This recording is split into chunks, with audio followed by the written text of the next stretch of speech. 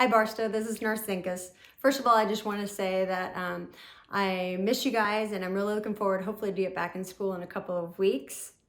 And I hope that this message finds you and your family very healthy. I was asked if I could give you guys just a little bit of an update on how to stay healthy during this time.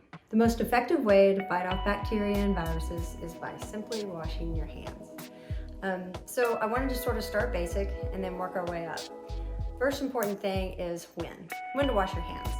You wash your hands before you prepare a meal, during preparing a meal, and after preparing a meal. The other thing is after being in a public place, either washing your hands or using hand sanitizer, which we're going to talk about that a little bit later. Obviously, after using the restroom, hopefully everyone knows to wash their hands. Another time would be to always make sure if you've been around someone who is ill, whether with this virus or with any type of illness, so that make sure that you're not sharing that with other people. The next part of it is how to wash your hands. Most people wash their hands, but unfortunately, most people actually do it incorrectly. So I wanted to start off and teach you guys from a medical perspective, how is the best way to wash your hand effectively. Most important thing is first roll your sleeves up. Although most bacteria and viruses will be on your hands, it's important that you also wash your forearms, because when people lean down to work on computers or on counters, oftentimes their forearms lean on the counter. So you need to make sure that you wash above your wrist on your forearms. Next, always make sure that you don't touch the handles of your sink. In the hospital setting, oftentimes we will have a button you can push on to turn on the water or lean against to turn on the water, but most people don't have that at home. So get used to using your elbow in order to turn on the sink. First thing is put water on your hands. It's important that soap is activated by water. Next, put soap in your hand. Start scrubbing your hands together, palms first, lots of friction because that's what breaks the bacteria and viruses off.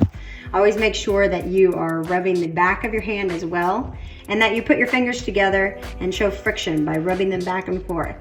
Last bit is to make sure that if you have rings, that you wash under those, and that you also take your hands and fingers to make sure that you clean underneath your fingernails, where a lot of bacteria lives and grows.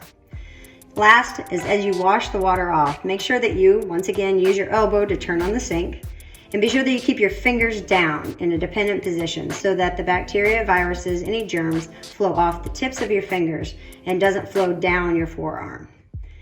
Lastly, make sure that you have a nice clean towel that you can dry your hands off with.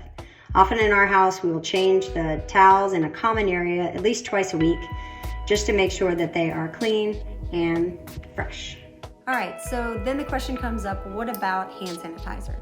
So as long as hand sanitizer is 60% alcohol, it does kill the COVID-19 virus.